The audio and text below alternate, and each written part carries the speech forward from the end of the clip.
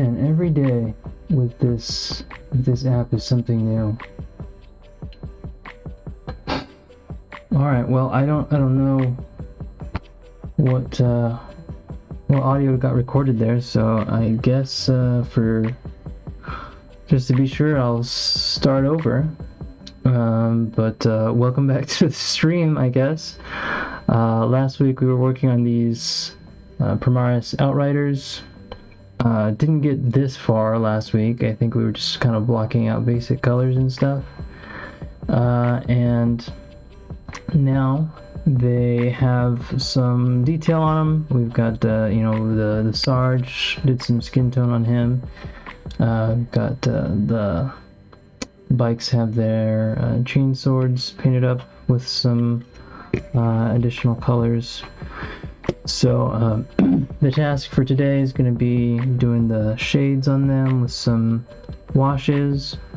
And the last thing I said before I realized my mic wasn't working, I didn't get to priming like I wanted to over the weekend, but I did do some building and some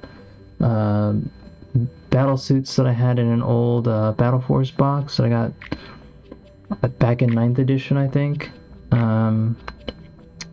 Finally got put together and magnetized and everything, so they are ready to go. I can throw them in with the other models to be primed. And then I've got this stand-in for Farsight, this Piper Makes Commander battlesuit. Once that's all done, that'll be my Farsight model. So lots to work on. But today we're keeping it simple, and really it should be very, very simple, since all we're doing is shading. Let's see. I got some new brushes, so I might, I don't think I'm going to use them this session, but I might abuse these old ones a little bit more.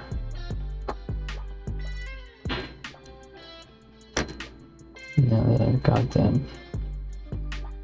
Get them transitioned to some more mundane tasks.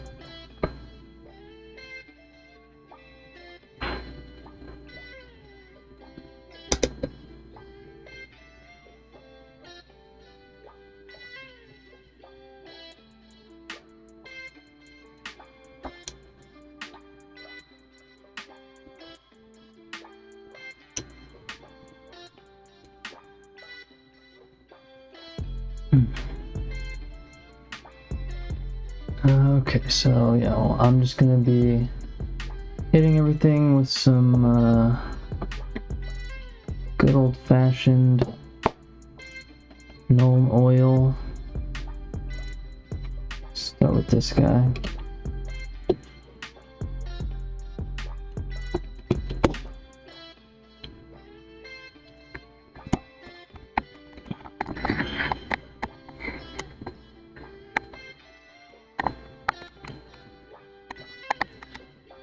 I feel like the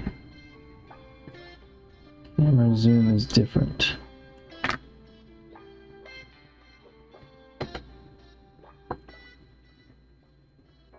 But that is not what the settings are saying, so I will take their word for it.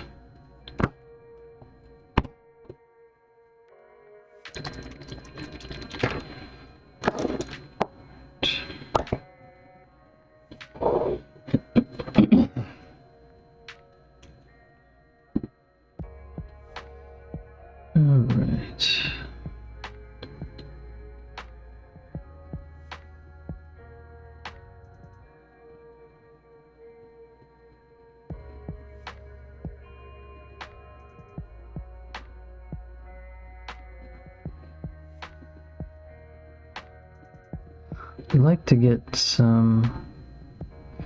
I've seen a lot of examples of both brushes and washes that have just really, really good capillary action where they will go right into those cracks and crevices and really make the shading process a lot easier. I think it's more the washes than the brushes, but I've seen some examples of both, and I want to look into that some more, because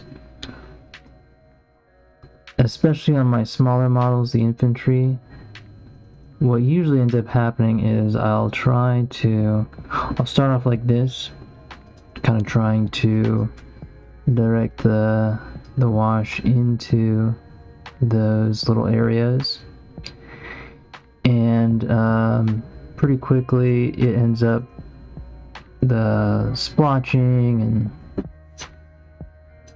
pulling where it's not supposed to, and so instead I'll just kind of plaster it over the whole model, and you know, because I'll go back eventually and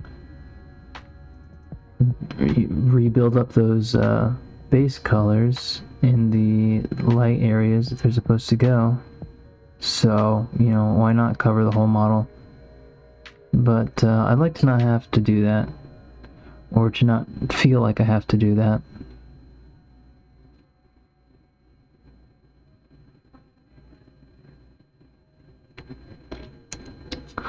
I also, on the Outriders, took my little drills and did all the barrels and exhaust pipes. Feels good to see them legitimized.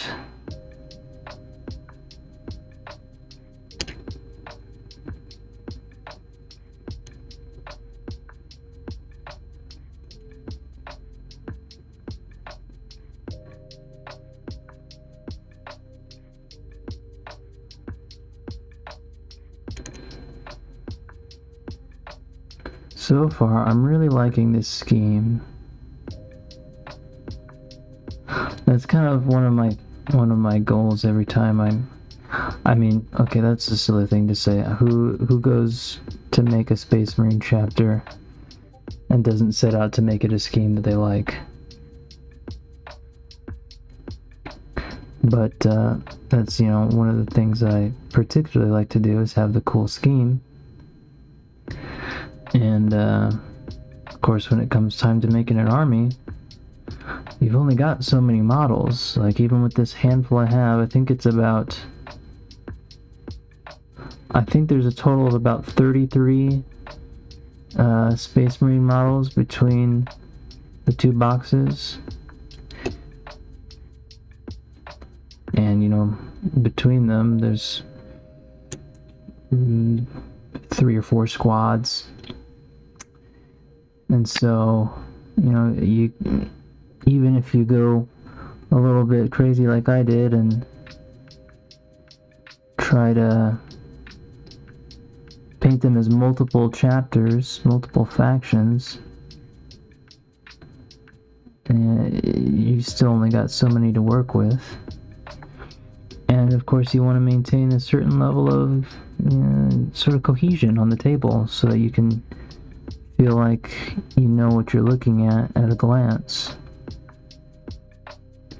which gets harder the more chapters you're trying to represent. I honestly feel like 3 is kind of the limit, 3 or 4 maybe, pushing it. But I'm not like an authority on the matter or anything. All this to say is I like this scheme a lot, and I'm kind of bummed that once I finish these, I'll be transitioning to kind of my primary Space Marine scheme is what I think I should say. Look at that, spread all over the place. I think this is probably not the best brush, I don't know. The thing is, there's lots of, you know, reasonably large areas that need shade, and lots of little teeny tiny areas. So it's annoying trying to decide if the best approach is to use a little tiny brush like this one that, for one thing, is not going to hold that much paint even for a wash, or a bigger one.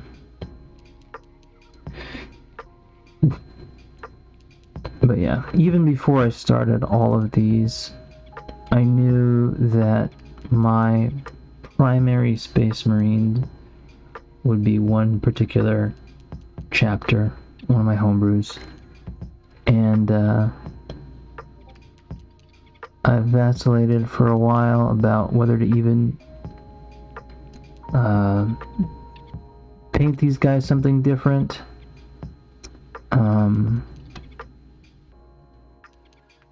Whether that might distract too much. And I decided to just go ahead with it.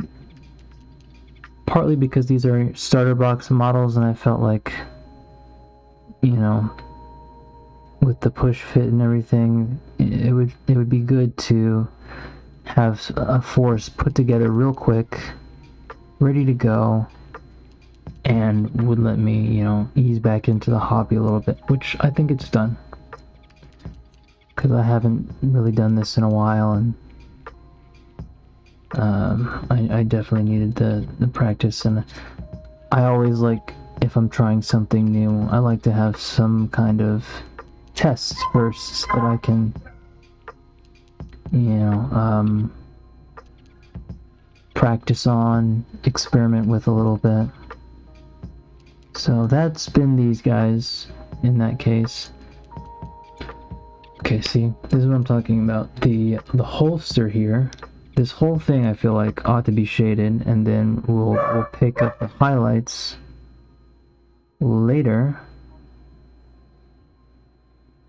And doing a wash on this with the frickin' liner brush is insane. That doesn't make any sense to do.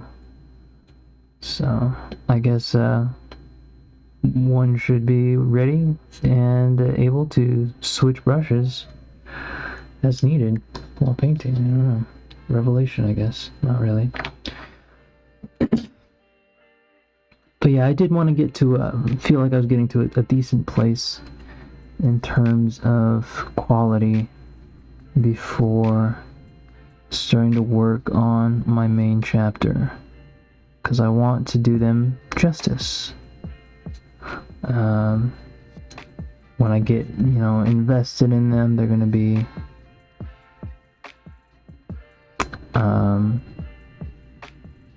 probably pretty conversion heavy.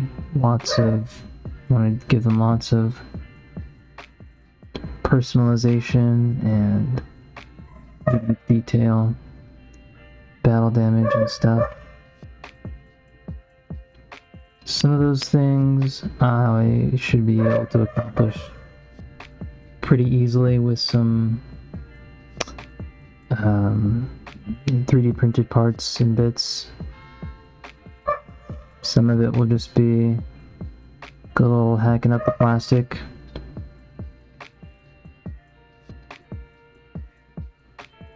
So, and when it comes time to do that, you know, then the real models will kind of be the experiment.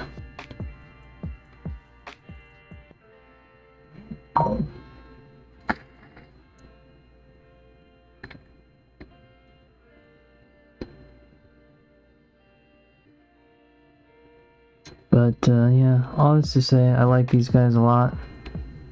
I enjoyed coming up with them, and I really like their scheme. And so I will be sad to set them aside.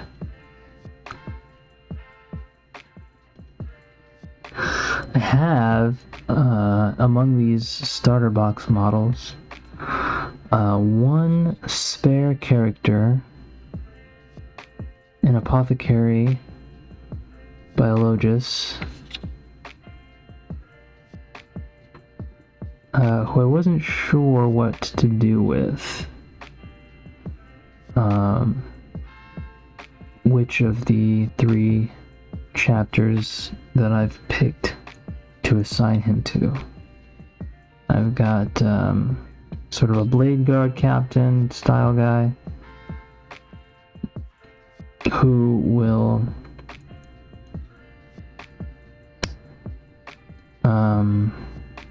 go with the Salamanders, a couple of Terminator characters, I should say, who are going to go with the Blood Ravens, a lieutenant with combi weapon who is going to go with the Huntsmen here, but I wasn't sure what to do with this Biologist, and I think that I finally decided that I am actually just going to go for it and have him be a 4th chapter. He's going to be my first Marine for my main chapter. And I felt like that was fitting because this chapter recruits using the apothecaries.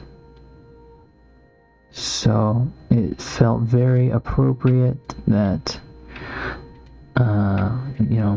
we've got these 3 other Space Marine chapters on the battlefield. It would be the perfect opportunity for this lone apothecary under his strange circumstances to appear on this battlefield and to begin attempting to recruit from the dead and dying of these other chapters. And that will, make more sense in the future when I start delving a little bit more into their lore.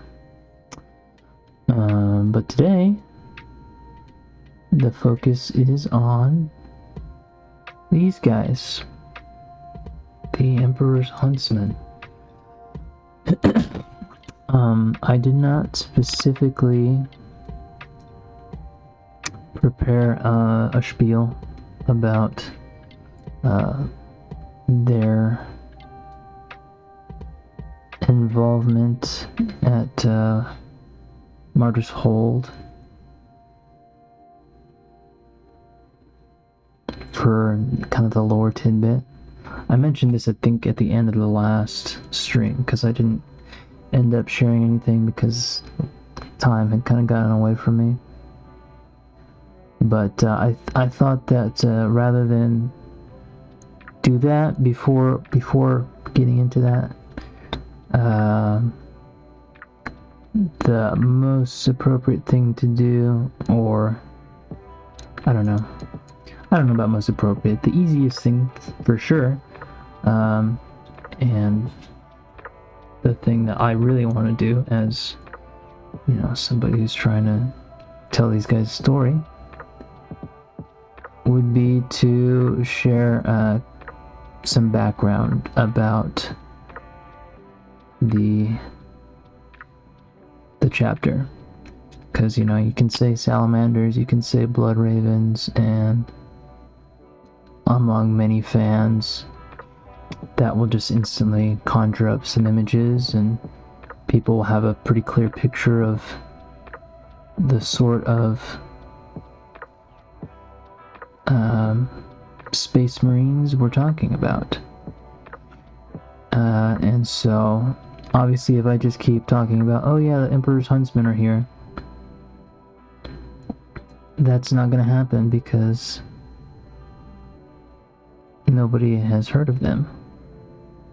So, I thought that that would be the opportunity, and then rather than, as before, waiting until some indeterminate time towards the end of the stream, I'll just I'll share that at the start, you know, get it out of the way, and then if you want to stick around and watch the rest of the painting, more power to you, you know, the more the merrier. And if not, and the story's all that you needed, or heaven forbid was boring as hell and you had to get out, that's fine too. The trick will be, I'm gonna have to you know, read from my document while I'm also trying to paint this stuff. Honestly, I actually think that on the metallic, that's another space like the leather that really ought to just get blasted with the wash. And then, because, you know, it's got to be oily and gross and ancient. Ancient's probably the wrong word, but, you know, weathered, and this is, you know, where the dirt and grime of the bike is pumped through.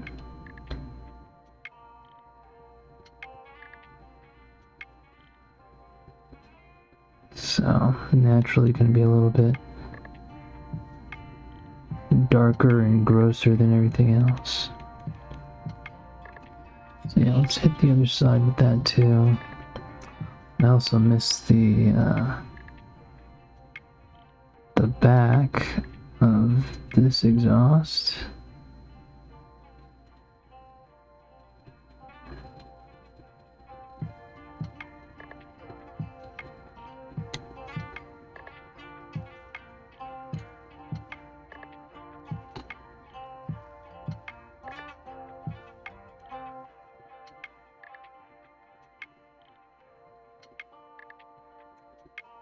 Yeah, when it hits the right spots, it looks great. I love how the simple wash will just get in there and suddenly things have much more definition.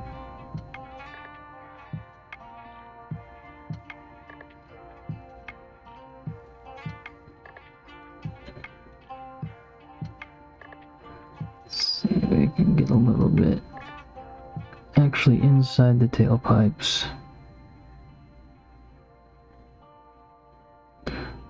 They aren't primed or anything because I drilled them out after painting, but that's okay. Probably not a big deal. Alright, so let me use this paintbrush transition here. Okay, and I was at least slightly prepared, and I have my thingamabob ready.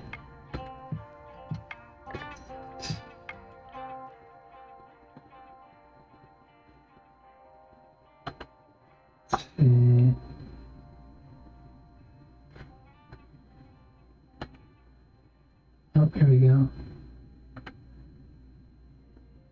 Alright, so I'm just going to pop really quick over here to the screen share. Let me see if it does it correctly. Okay. Alright, so this is just a little bit of a preview here. I tried to do a format like this for all of my homebrews. And this is it for the Emperor's Huntsmen. So you can get a little bit of their vibe just from this. Use an old marine painter from the Bolter and Chainsword forum for that long ago. So yeah, let me tell you a little bit about the Emperor's Huntsman.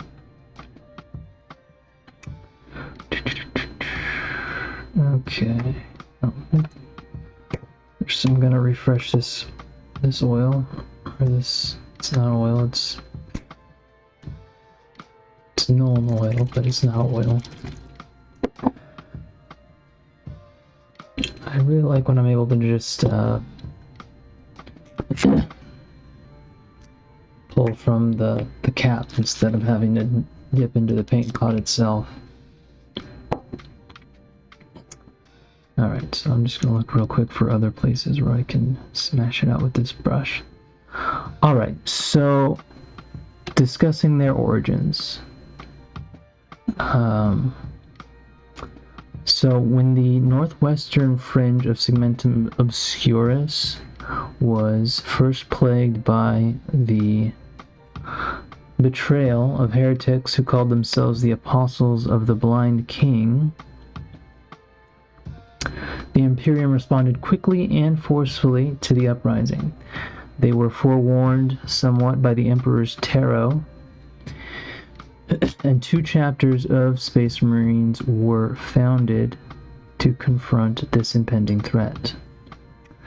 One, the Dark Hunters, was raised conventionally from the stock of the White Scars chapter, and they were completed in time to join the main body of Imperium forces in what became known as the Occlusiad War.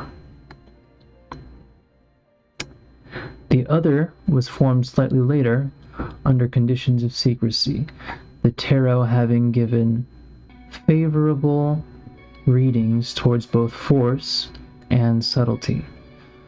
Suspecting that the heretics might try to disperse when the tide turned against them and join the Dark Mechanicum or sow their heresy among loyal machine cults, this second chapter would be held in reserve as a waiting arrow hidden behind the blinding axe of the Dark Hunters, ready to seek and destroy any breakaways from the Apostles.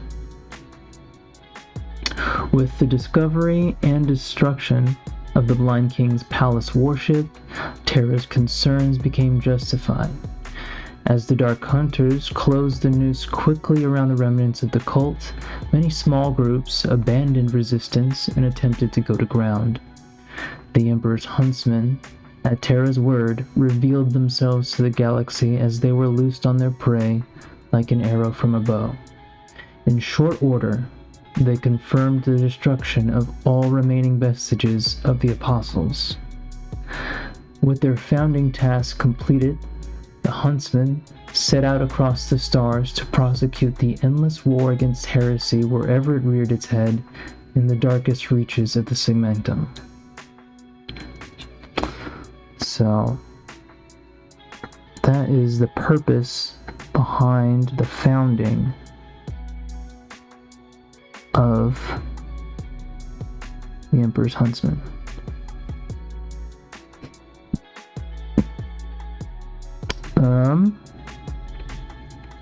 Okay. Nope, there's one more spot here.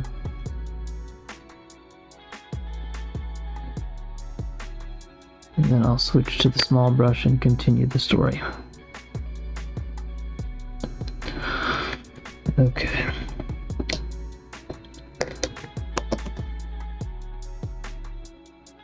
Homeworld. Only after the conclusion of the Occlusiad War were the Huntsmen given license to choose a homeworld. At first, they felt sure that it was unnecessary to be tied to a single planet, and they would be better served maintaining their mobility as a fleet. Mobility which they greatly prized.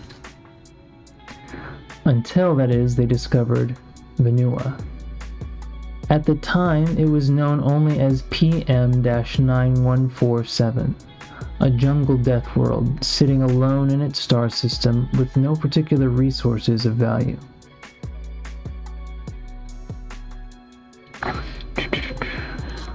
The planet had long ago been earmarked for plotting as a navigational obstacle and more or less forgotten.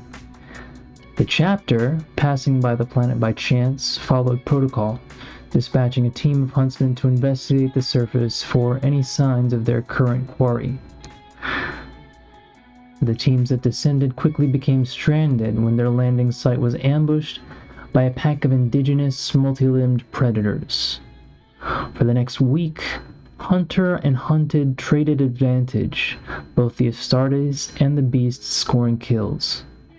When the surviving members of the investigating party were finally located and rescued, they exulted in the experience, calling it the hunt of their lives. No Xeno or heretic yet had provided such a challenge. Their report piqued the interest of Chapter Master Viseo Domain, and a second team, accompanied by a chaplain, was sent to assess the viability of the planet as a trial world for testing neophytes. And so, PM-9147 was brought under the protection of the Emperor's Huntsmen and officially renamed Benua. Benua has a variety of environments, but it's mostly dominated by thick rainforest jungles. While the trees and canopies of these jungles don't grow much higher than those of ancient Terra, their roots go deep, and the crust of the planet is somewhat porous. Extensive tunnel and cave systems lattice through the earth, home to all manner of alien wildlife. And predominant among these are the Prichians, agile, eight-legged pack hunters that grow to the size of rhino transports.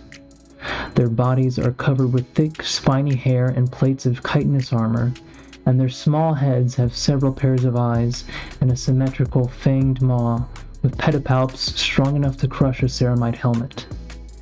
Each pack controls vast territories, stretching both above and below ground, and they fiercely defend their grounds. Like a primal mirror of the chapter's own values, the Prichians have inspired the Huntsmen so profoundly as to be incorporated into the chapter's iconography, replacing the 7 arrows of the original chapter emblem with the 8 segmented legs of a Prichian, pulling taut the webbed biochemical nets from which they make their home. So, if you can't already tell, I worked a little backwards here. I came up with the Huntsmen, and I knew that they would be themed after spiders, the Huntsman spider specifically, and so they discovered their namesake on this planet. And make it a central aspect of their chapter.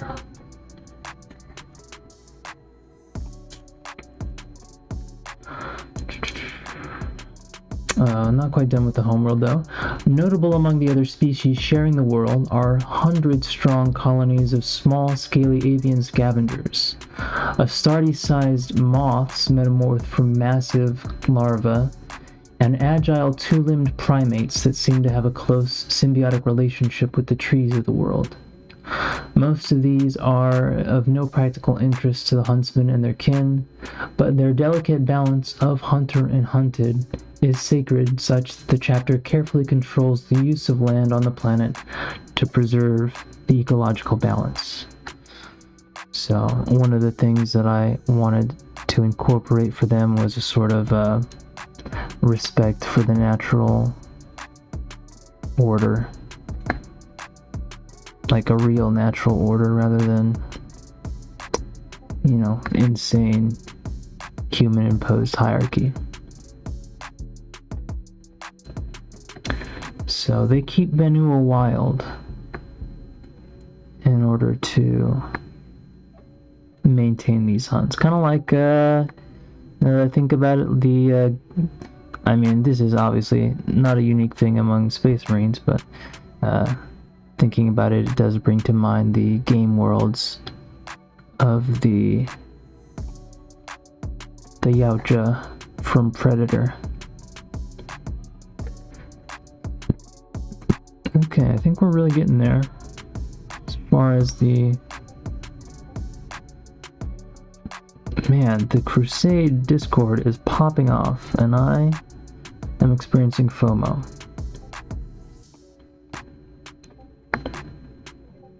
Although I have recently learned that I might have seriously screwed up and been playing at the wrong points value. So we'll find out.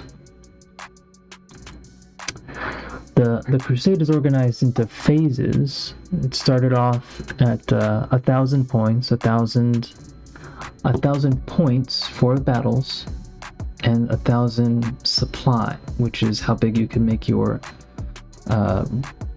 basically your entire Crusade force. Not necessarily everything that comes into battle with you, but kind of your army plus their reserves.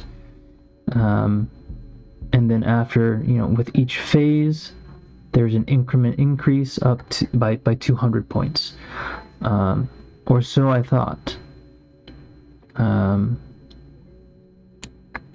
That, when we move to the next phase, the point limit for battles, obviously that increases. So that's where we are right now, phase 2, and the battles are 1,200 points. But I also assumed, just based on the language that was given to us, that the supply limit for our armies would also increase by 200 points.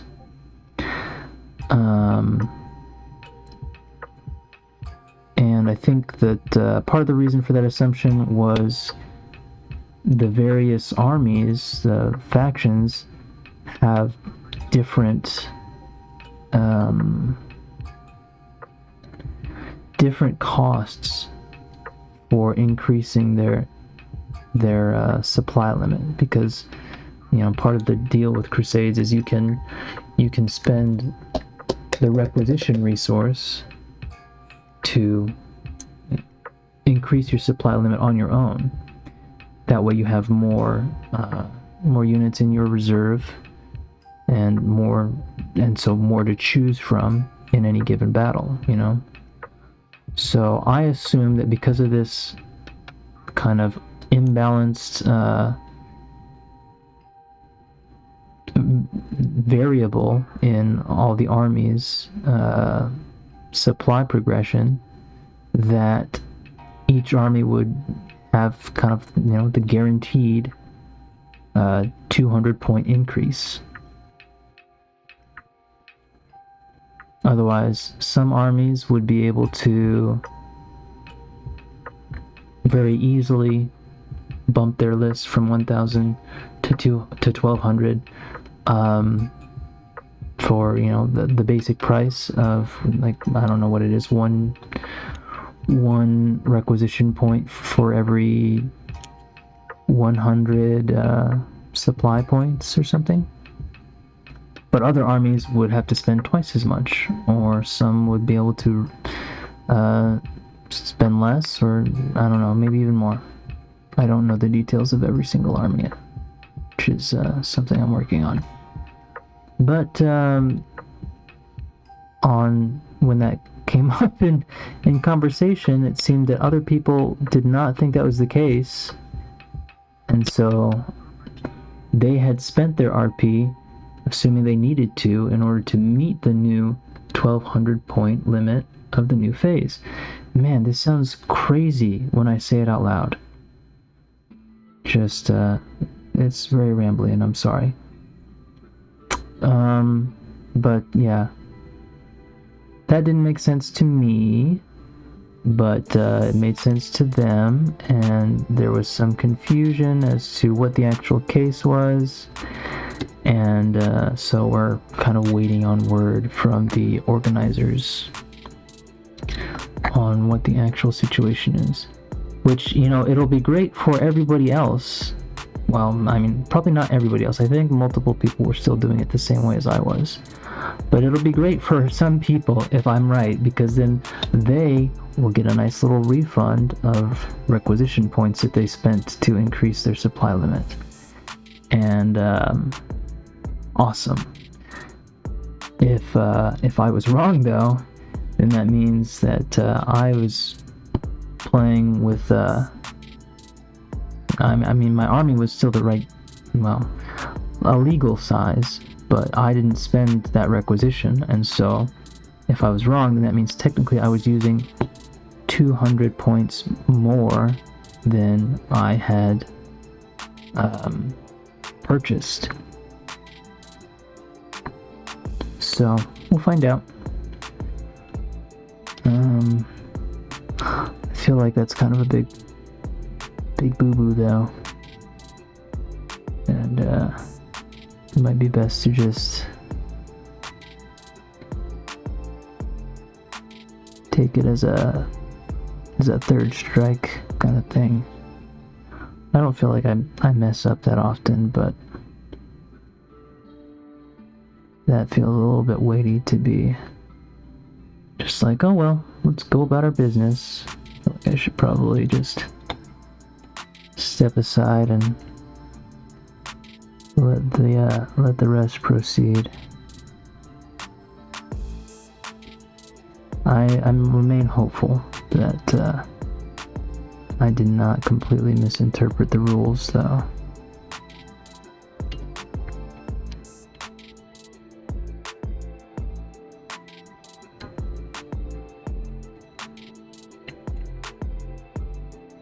Look at that. Can you see that?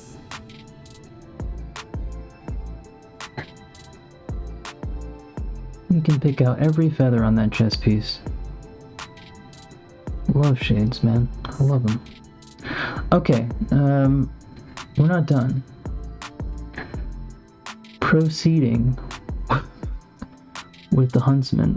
Let's see here. I do feel like we've kind of hit all the parts for this guy, though, right? Except for maybe his helmet.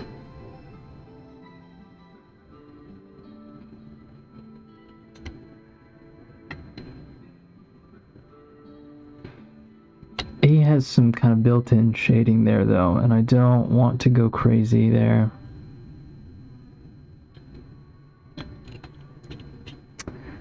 I think the focus will be the arms, really, and the chest. So I think that, for the most part, it's pretty good. Trying. It's not really sitting right here in this corner the way I want it to.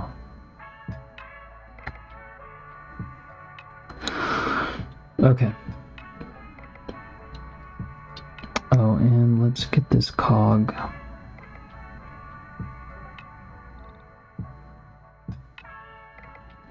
Get that. There's some errant copper on his tire. That's annoying. To fix that. Alright, step aside, buddy. Let's get the other battle brother before we do the Sarge. Okay. So continuing on. Recruitment practices. At their inception, the Huntsmen leaned into the freedom and mobility of their fleet, recruiting via tithes taken from worlds under their protection, worlds they had defended. Some worlds offered their children proudly and freely, others because they had no choice. And while the stock of the Huntsmen the Huntsmen chose from was good, the worlds themselves did not inspire the chapter to consider a permanent presence. Banua was different. I lost my place. Vanua, it seemed to embody their ideals and challenge their strength. Over the decades and centuries that have followed, initiates undergoing the implantation process were ferried to the planet and tasked with hunting the Prickians to prove their worth. The most successful joined the ranks of the Huntsmen, while all survivors, including the unsuccessful, were allowed to have their families brought to the planet and remain under the chapter's vigil. Over time, this has resulted in a native population of Venuans, who have become the most plentiful, successful, and valued recruits to the chapter. I definitely wasn't sure when I was creating them kind of what was a reasonable timeline for something like this to happen, where, you know, they choose a world, but it's not really inhabited, and they basically, over the course of these centuries and bringing their recruits here, sort of populate the planet with their recruiting stock. But I feel like with most things in Warhammer, if you add enough centuries, there'll be a veneer of believability that you can count on pretty reliably. So that's how it went for the Huntsmen. I was like, you know what? They're at this for a few hundred years, bringing bodies to be tested here in these jungles and slowly creating a human population that,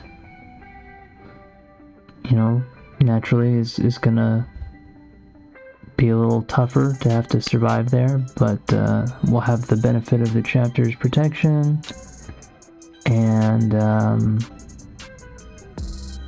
kind of enter into some symbiotic service, which I think is pretty common for Space Marine chapters with homeworlds. You know, the populations just kind of generally become an extension of the chapter. All of their serfs and recruits, their planetary defenders. So, felt pretty natural. At least in my mind.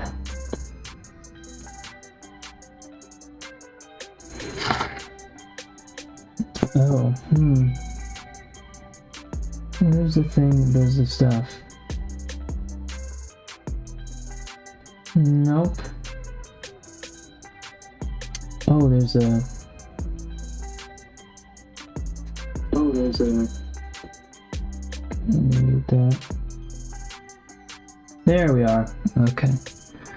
I always forget that I have to do additional steps in order to actually see the chat on the stream manager, and which is normally okay because there's not really anything happening there, but if there is, you know, I want to be able to respond. Sometimes just gotta pause there. Okay, and there's a little bit more here about their recruitment. Let's see.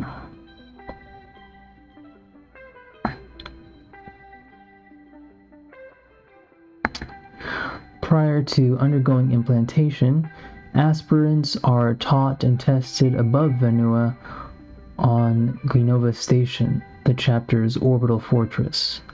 There they engage in simulations, installing all the basic practices of Astartes warfare.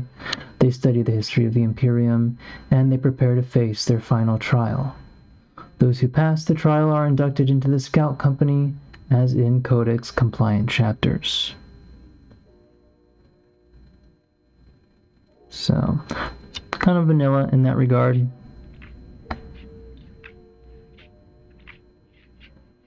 Just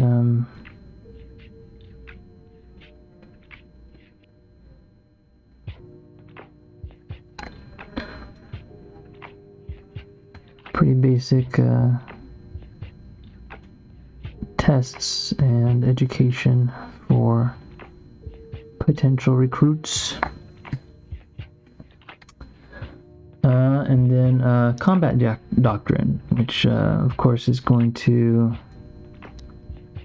kind of reflect the arachnid inspiration. The Huntsmen's approach to combat is heavily derived from their primogenitors, the White Scars, using lightning speed to strike enemy vulnerabilities before a proper defense can be mounted. They differ somewhat in method, however. While the White Scars wear down their foes with hit-and-run tactics, the Huntsmen calculate their attacks to overwhelm and finish a target all at once by scaling up their assault as needed to defeat enemy defenses.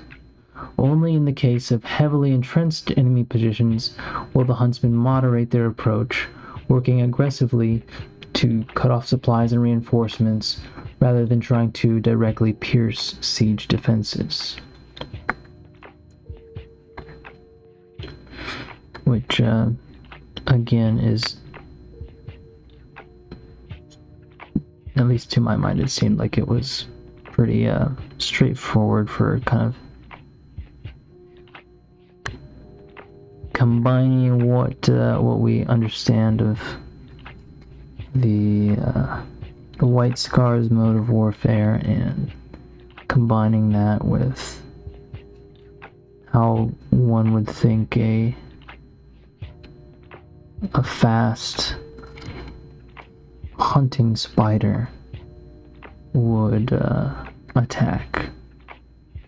It's not going to be hit and runs, it's going to be slamming into the target as strong as it needs to be and subduing it then and there.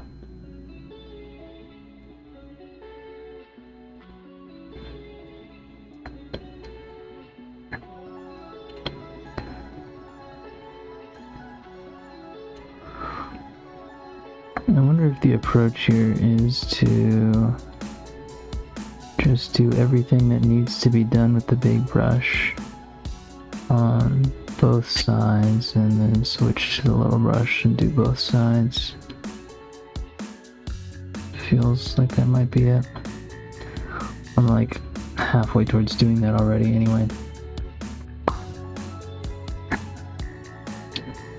Continuing on, like their genetic forebears, the Huntsmen attack primarily with highly mobile assault elements, charging in on armored bikes, striking from the sky with jump packs and drop pods, and delivering troops to the enemy's doorstep with rapid transports. When battle is joined, the Huntsmen prioritize crippling enemy communication and mobility before finishing off resistance. Also, this is shit.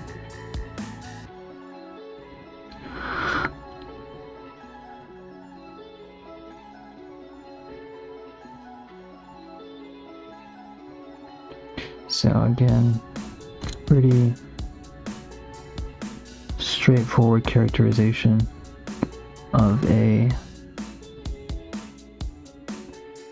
fast assault chapter. When choosing operations, the Huntsmen prefer to take on missions tracking down elusive targets that have been a particular thorn in the Imperium's side, and have also proved very adept at spotting the signs of gene-stealer cults and routing and destroying them even before full-blown uprisings had begun.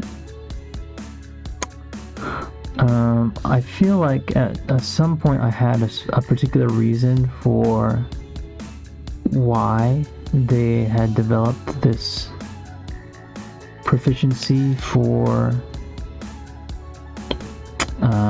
hunting gene stealers, but I don't remember what that was, if indeed there was one.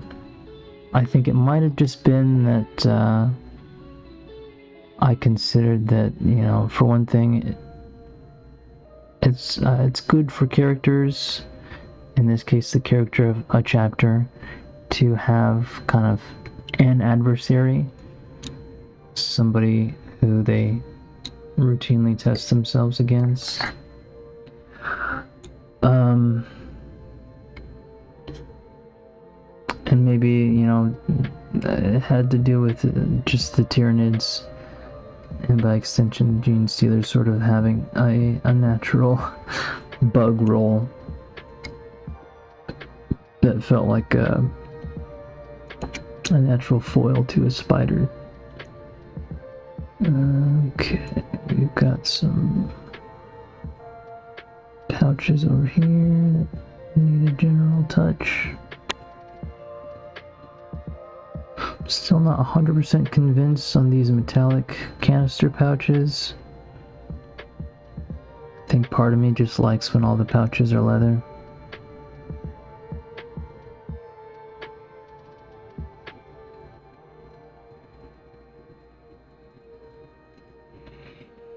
Okay, I kind of think that, well, no, let's do the chest as well.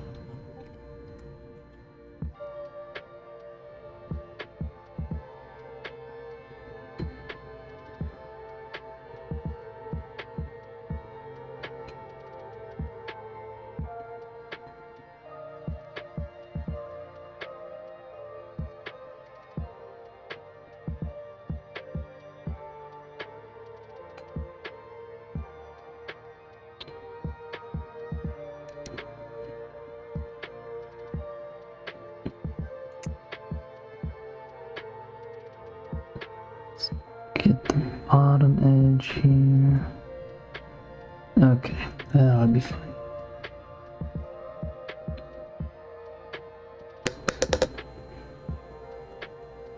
Alright. Chapter organization.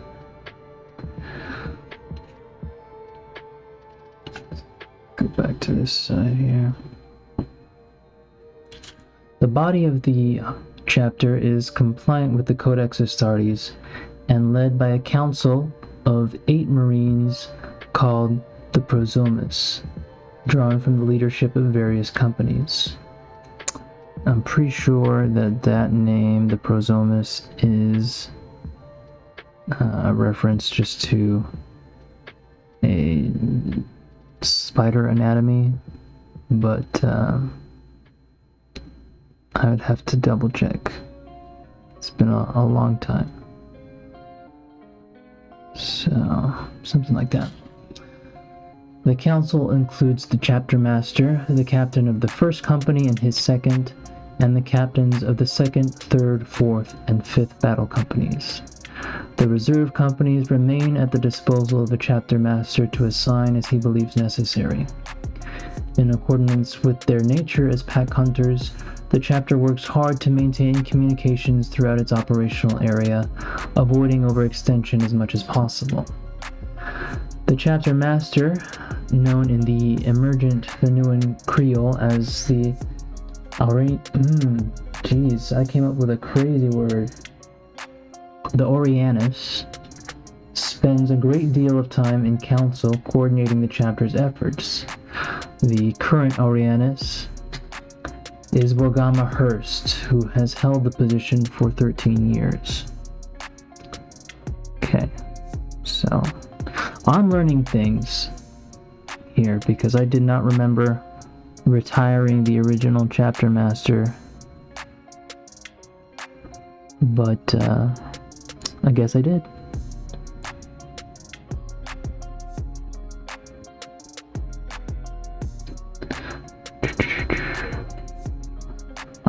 I'm guessing again that the title Orianus is one that I drew from some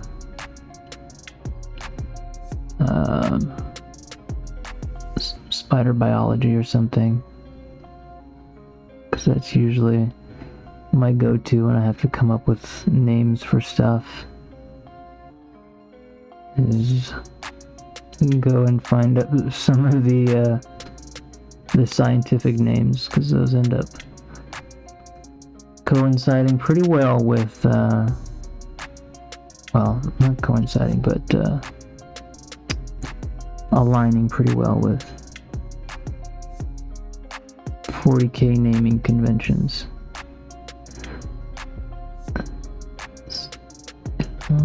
That is not really sitting in the crevice. There we go, right? Like that. Okay. So, Borgama Hurst, HIRST, is the current chapter master. The librarium of the chapter is somewhat small, but vital to the chapter's ability to pursue its chosen targets wherever they may flee.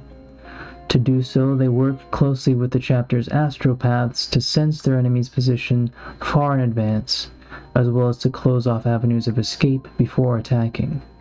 The value of this information is considered to be worth more than the use of psychic powers on the battlefield, but it is not unheard of for librarians of the Huntsmen to be present on the front lines of particularly large or critical conflicts.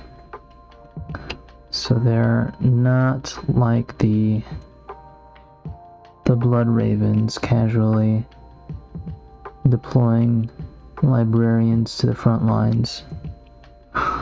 Their main role is as the psychic web of the chapter, sensing their prey,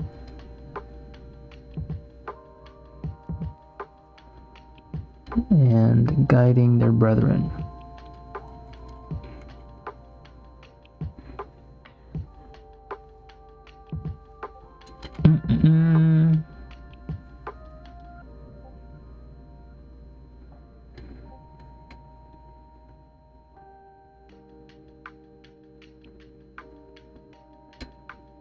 Alright, beliefs.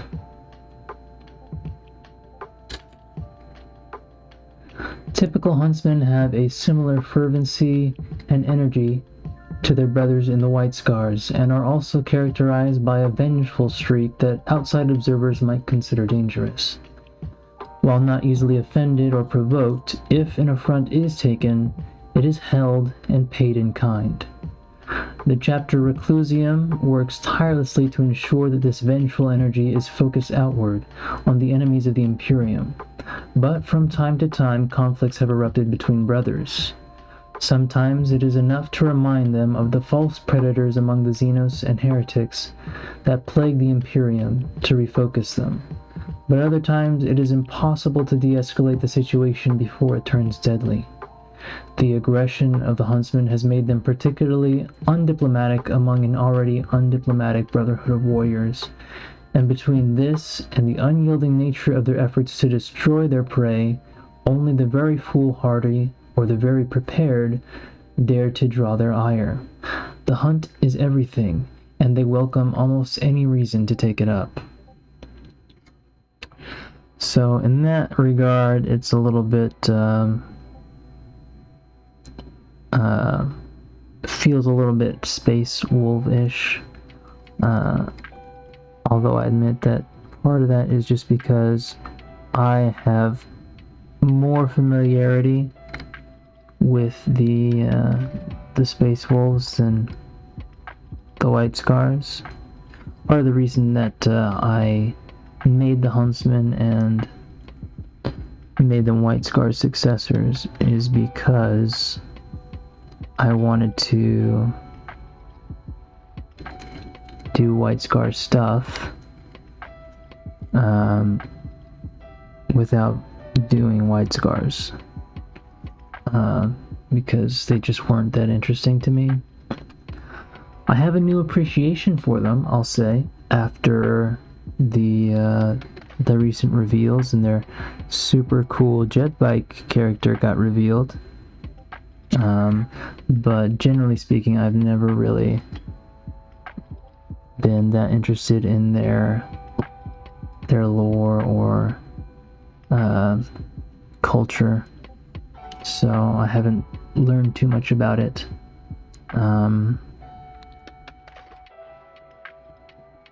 Even though I still try and make sure that the chapter is, portraying it authentically while still doing their own thing.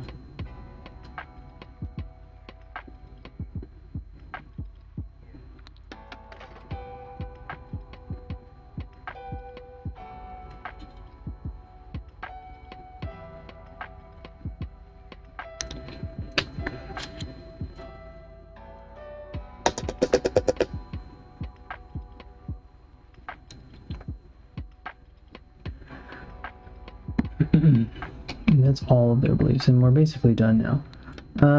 The final section for each of the Index Astartes. Gene seed. The Emperor's Huntsmen enjoy the genetic stability of their White Scar's primogenitors, showing little to no sign of mutation throughout their history. After implantation, Huntsman Marines are often noted to develop a suddenness of motion that others sometimes find disconcerting. They aren't exactly twitchy, but when they move, even for small things, it seems to come with a sharp swiftness and end just as abruptly. Whether this is the result of a reaction in the gene seed or simply born of their culture and environment is unknown. The chapter's war cry is a two-part call. The chaplains call strike with speed, and the brothers answer kill with fury.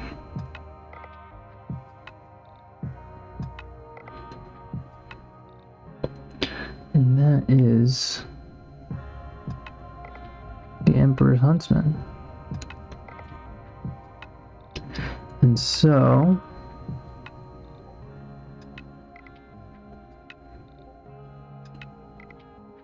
given their nature as hunters, I imagine that their purpose on Martyr's Hold is probably one that they unknowingly share with the Necrons who are invading.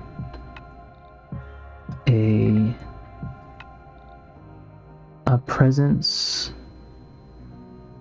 a rumored source of power that can't be allowed to fall into the wrong hands. I think that just because the detachment I have is so small, I've just got these three Outriders and eventually their lieutenant. I would assume that these are a scout force, not unlike Squad Aurora. Oh yeah, I haven't gotten around to naming this squad yet. I need to do that. But yeah, they're just a little scouting contingent out here trying to follow up on leads that have reached the chapter, whether through rumor or the divination of the librarium. And they have arrived on Martyr's Hold to respond to this perceived threat. But the Necrons are here.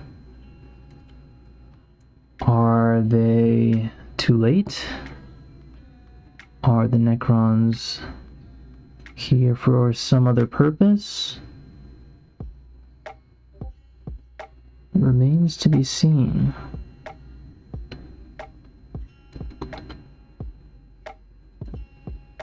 I'm actually really looking forward to the opportunity to try using these guys, because in previous editions I honestly probably never would have even considered using a unit of bikers.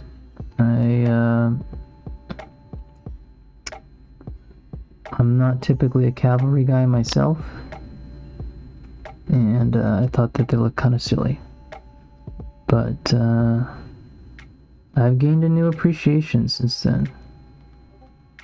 So I look forward to the opportunity to try them out at some point. Put them through their paces. And hopefully they will strike as hard and as fast as their mascots. And one thing about these guys that I am dreading is when it comes time to do these emblems, because that's going to be some dicey freehand, let me tell you. It's not a super complicated emblem, I would say, but it's just got some fine lines, you know. Really, we've got the leg shapes, 8 legs, and then to try to put the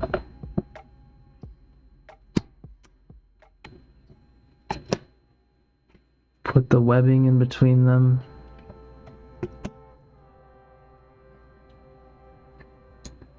Hopefully, when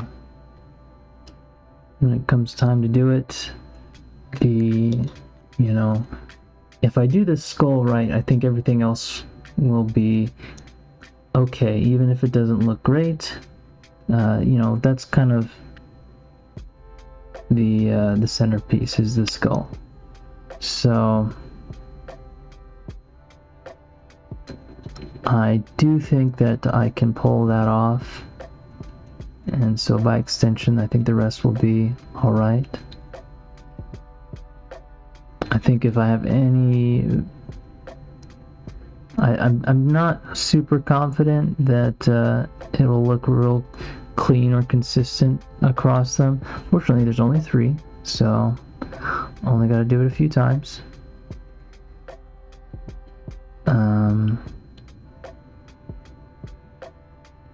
But yeah, it'll be hard getting the spindly leg and web shapes. So we'll have to see how it goes.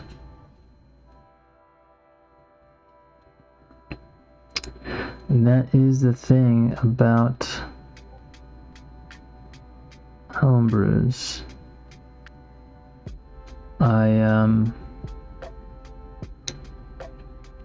I recently went through the files that I have for my main chapter, just to refresh and touch things up. And since I came up with them, or maybe it might have even been before that, I don't know exactly when the Dark Krakens chapter was created. I think that my chapter was, I think that I had put pen to paper for them before the Dark Krakens came along.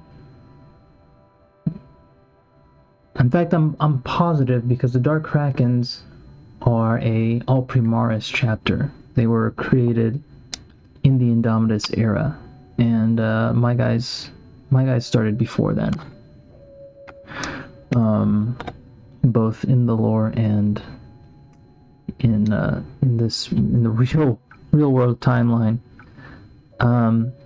But in kind of reviewing all the material that I gathered, I realized that apparently the Dark Krakens have used the same clip art for their emblem that I had for my chapter. So I recently went and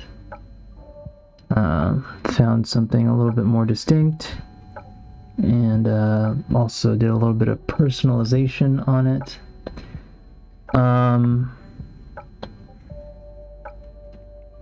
So it's a flat image, at least.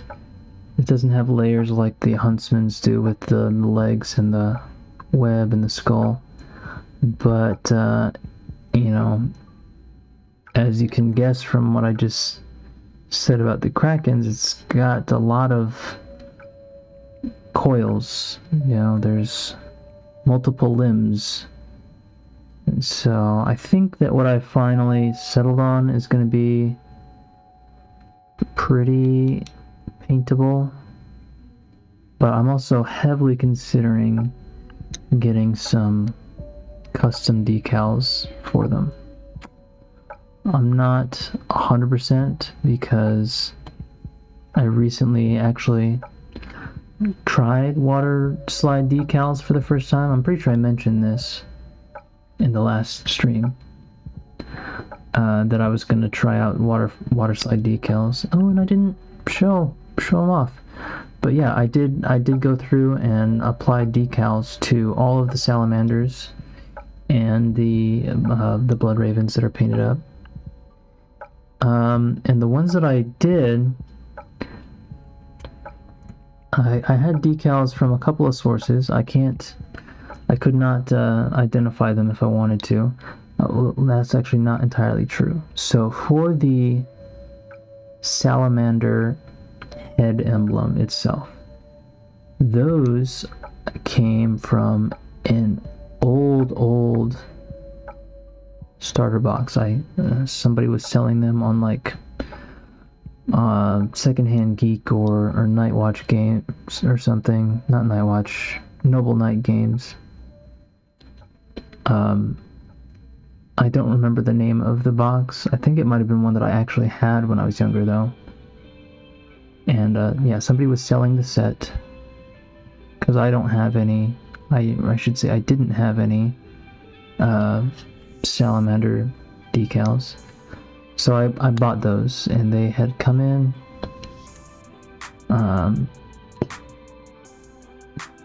And those were not the first decals I tried. The first thing I did was try to put the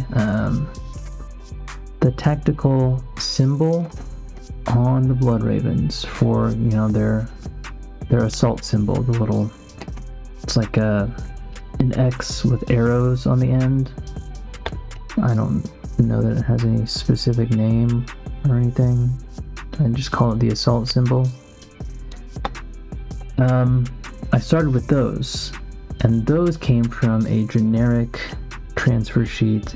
I'm 90% sure that it was not from Games Workshop. It was like a custom sheet. It only had these tactical symbols on it, no chapters or anything like that. And it was hell. I almost chucked some of those models because it was so hard to get the decals off of the sheet and onto the model in a flat state. Like, as soon as any amount of the decal was reaching the edge of the transfer paper, it would fold over it, and it was all but impossible to get a good grip on it with like some tweezers before that would happen. And so it was infuriatingly hard to get those decals onto the models, have them be flat and lined up, to the point that well, for one thing, there are five assault intercessors, just 5 of them, and I went through at least 10 decals because they would crumple up, or they would fold in half and be unrecoverable, and I'd just have to ball them up and scrape them off. Huge pain. Oops, lost my train of thought. It was immensely frustrating for that reason. The decals weren't going on. And what I was gonna say was, I did probably 4 of them, 3 or 4. It was less. It was probably 3 of them. And I basically gave up. I was like, the experiment is done. I hate decals. I'm not gonna do this anymore. And then the image came into my mind of the salamander head and having to try to freehand that on 15 models. And I was like, you know what? Maybe I'm being a little hasty. So I stuck through it. I got the assault symbols on all of the intercessors. And then with Dread, I moved on to the salamanders. And the first thing I did for them was the salamander head, which that comes back to the transfer sheet from this old starter box that I think I might have had at one point. These were completely different. It was It was night and day.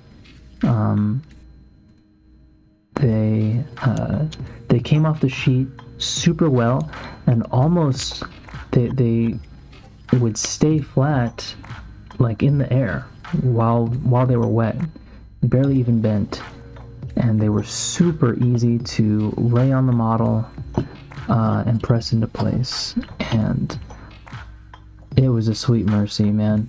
All 15, right? That's how many I've got. Yeah, 15 salamander emblems went on, no problem. And what relief, because like I would much rather go through that process than having to freehand a bunch of amateur hour symbols. So that was a relief.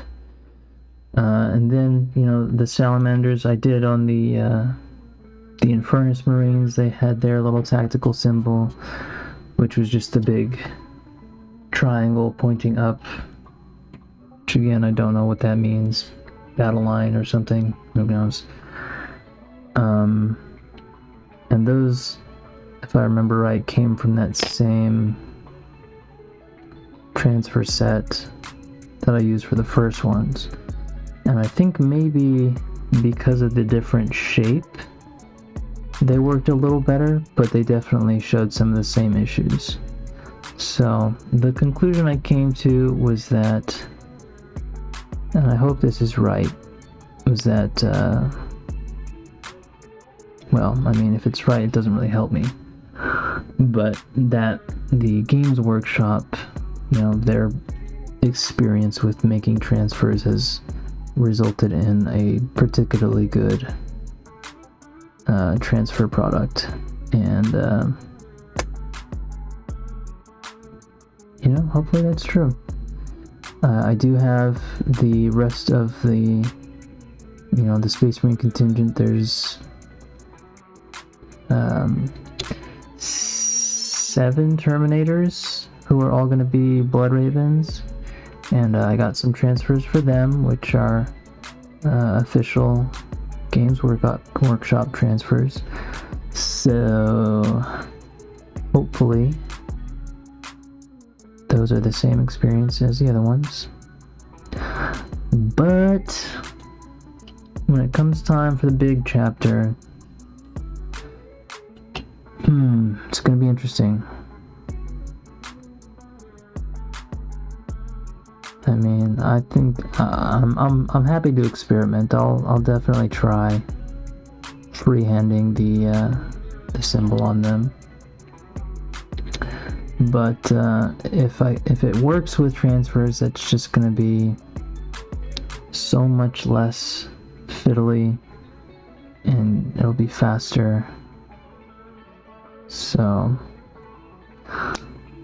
I'm kind of leaning that way. And I would lean that way harder if it wasn't for that initial experience trying to put on the tactical symbols.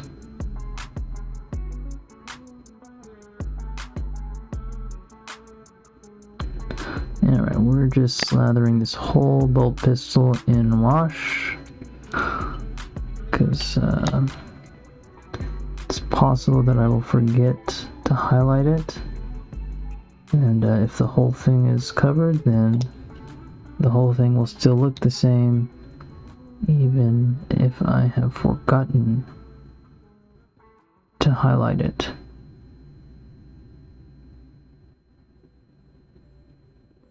It will remain uniform. Man, something kicked off because I have not stopped getting Discord notifications since I started this stream after kicking off that conversation about the requisition points. So hopefully everything hasn't descended into madness. Alright, I think we got all of his the big areas.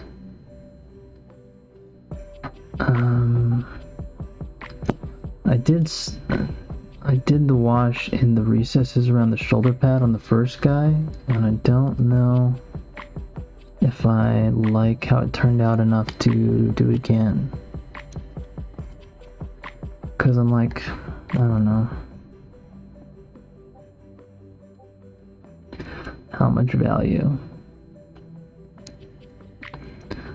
how much visual value is there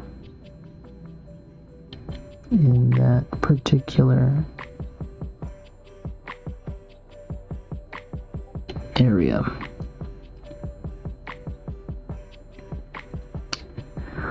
So returning to Martyr's Hold, just based on the progress that these guys have so far, well, I mean, it's a toss-up whether or not I'll work on them again on stream. You know, if the next week is really chill and I have lots of time and energy, I might end up just, you know, finishing them up off stream, in which case there's not going to be direct story about them. But at the same time, it could be a slow week, kind of like this week, and I'll be finishing them on stream. I think there's also the option that I'm considering that I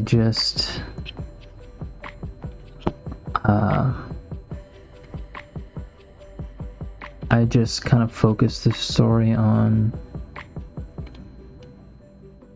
the homebrews, but I don't think I want to do that. It's just kind of selfish.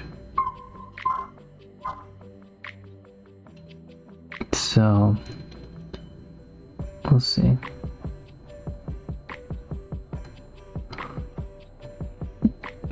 Either way, you know, the story's still going to be focused on this entire contingent of Marines because they're all narratively fighting in the same place, in the same conflict. So, you know, everybody will keep getting references and plot.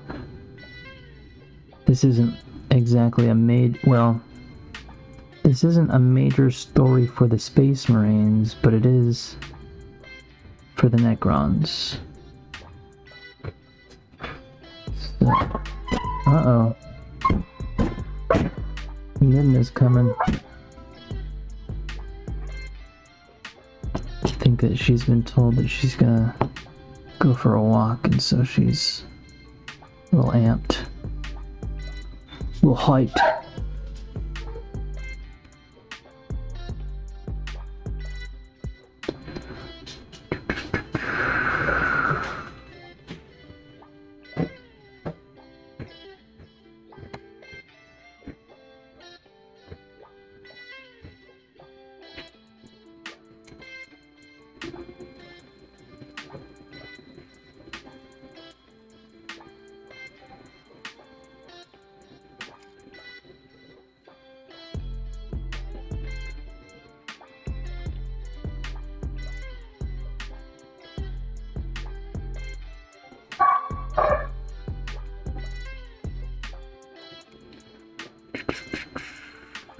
Let's see, we've got a couple more bolts up here. I'm not sure how I feel about... I mean, when I see people paint these little tiny bolts, you know, they do them in perfect detail. Just pick out these tiny little sections. I don't know that I have the confidence to do that all over, or the sanity. So far it hasn't been too bad with the wash, at least. So...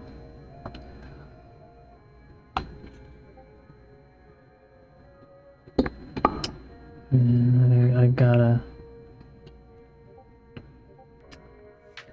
I could probably sort out this camera issue, I think, if I just scoot the arm a little over. It just has a spot that it naturally wants to go to, which right now is kind of like off to the right. It's kind of annoying, but I could probably just scoot the arm over a few inches and it would end up being more centered and comfortable. Alright, so yeah, we did his shoulder pad. Begrudgingly, I have to admit, I think that the line there is helpful. So I'm gonna go ahead and do the other shoulder pad.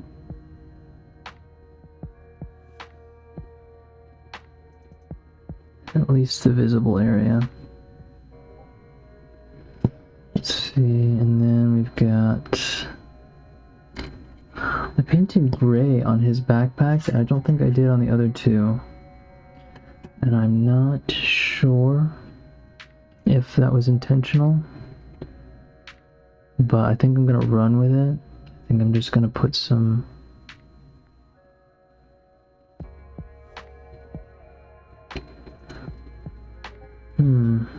I was about to say gunmetal, but now I'm kind of thinking of doing the kneecap yellow on the backpack. So it's like an additional marker that he's a sergeant. His men can identify while following easily. Alright, real quick, let's go ahead and get some...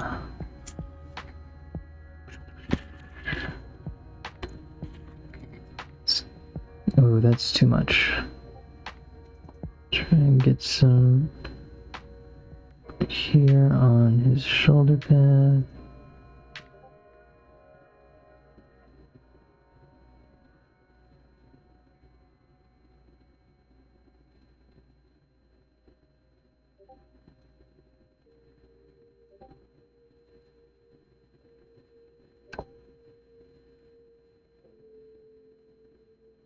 One of the distractions of the last week, went and saw Superman. You know, maybe that might have actually been the week before. Did I mention that in the last stream? I'm not sure. In any case, my review for the movie, as well as for Jurassic World Rebirth, did not go up until this week, so feel free to check that out for my thoughts on those two movies. This weekend, I'm probably gonna go see Fantastic Four.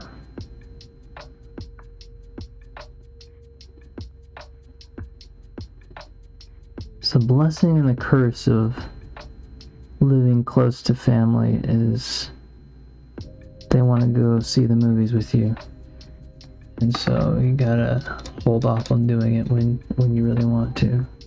I like to go to the movies on Tuesdays because they have $5 Tuesdays at our theater. But that doesn't work with everybody's schedule, so gotta wait. It's okay though. Alright. Everybody has gotten a Nuln Oil wash treatment.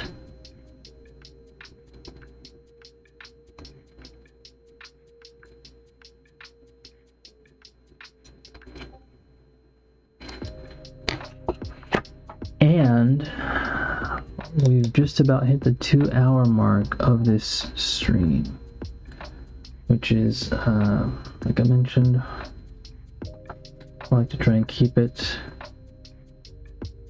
to 2 hours, a little under. Don't want to take up too much time. I forgot that I actually started this stream on accident a little early. The stream itself has only been going for about 1 hour and 40 minutes. So, oh my gosh, I busted out my wet palette and put a clean sheet on it, and I didn't even use it. It's sitting over here, the paper all dry and crumply. I don't know if this is just... I feel like this is not how wet palette paper is supposed to get. All of this paper came with the palette from, I don't know the name of the company, but it's the Exemplar wet palette. And it came with it when I backed up on Kickstarter, I think. But that was like a couple years ago at least. And so I don't know if this paper just like expires or something, and now it's too old to do good wet palette papering.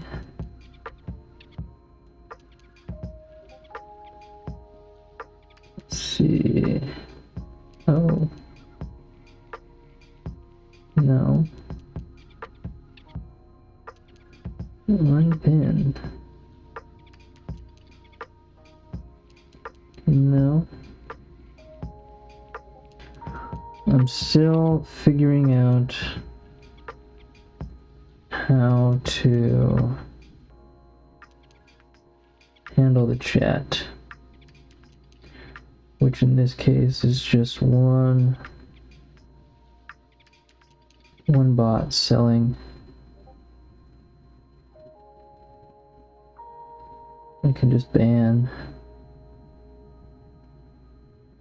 Okay, so ban it and just deletes their chat. That's fine. Okay, boom. So, what I didn't do with this wash, and I need to, I did one of the handlebars, but not all of them.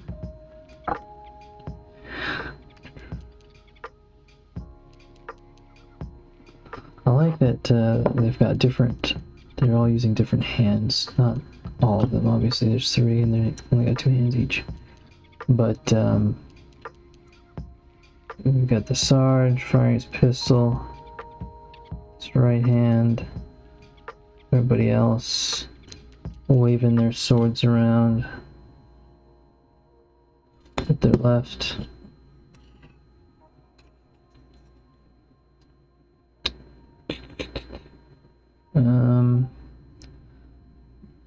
I wasn't sure what to do with the handlebars, so I just did them in purity seal red, like they're wrapped in red leather or something. So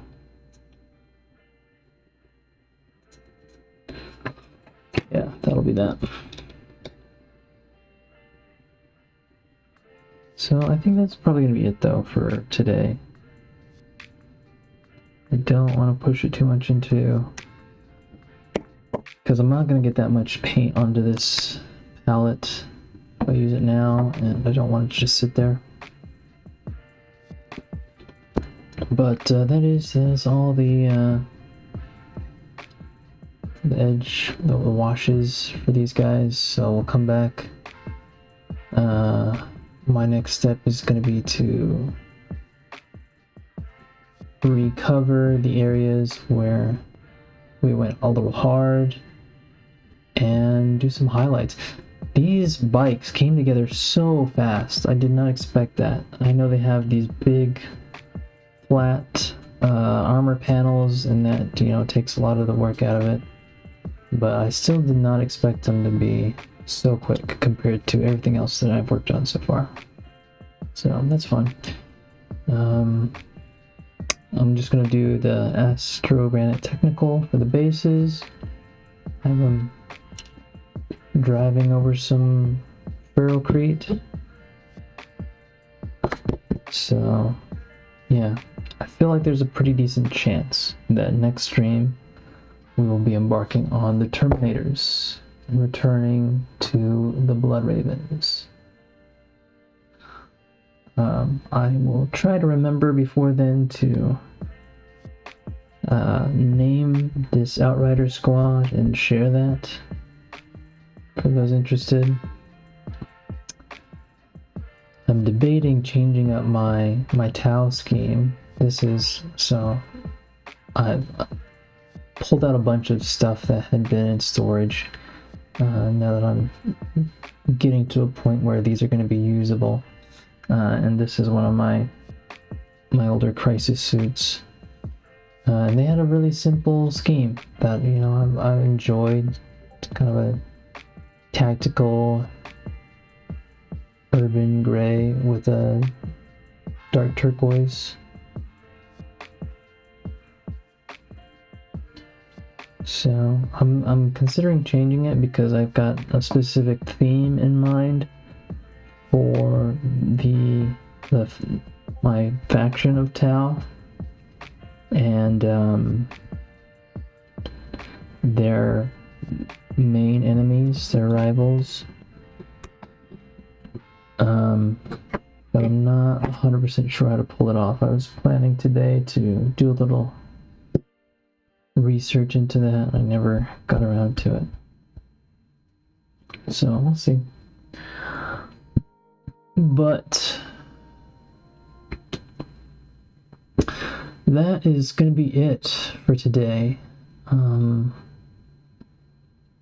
Thanks for tuning in, and keep your powder dry. Look forward to sharing more with you next time. But for now, this is Daft Pirate signing off.